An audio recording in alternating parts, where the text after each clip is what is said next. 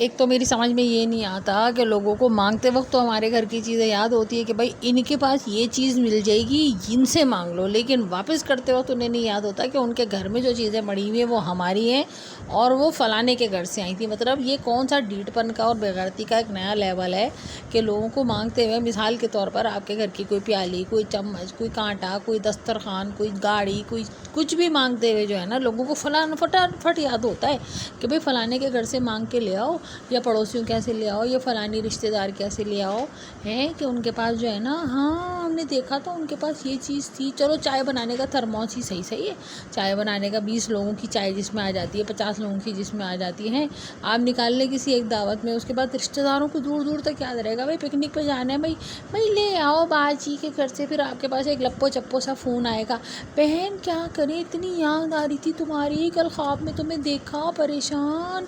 मैं तो फ़ौरन सुबह उठ के सदका दिया, और कैसी हो, और ये और वो, हाँ सर्दी कितनी हो रही है ना, चाय पीने का इतना दिल चाहता है, हम लोग पिकनिक पे जा रहे हैं, तुम्हें लेके जाते अगर वाकई दूर नहीं होता ना, तुम्हारे बच्चे छोटे हैं या तुम्हारे बच्चे कॉलेज जाते हैं इसलिए तुम्हें नहीं लेके जा रहे, लेकिन अगर तुम्हारे बुरा ना मानो तो वो अपना चाय का गिलास दे दो भाई हमें, तो भैया अब आपके नाम का तो सदका उन्होंने सुबह सुबह निकाल दिया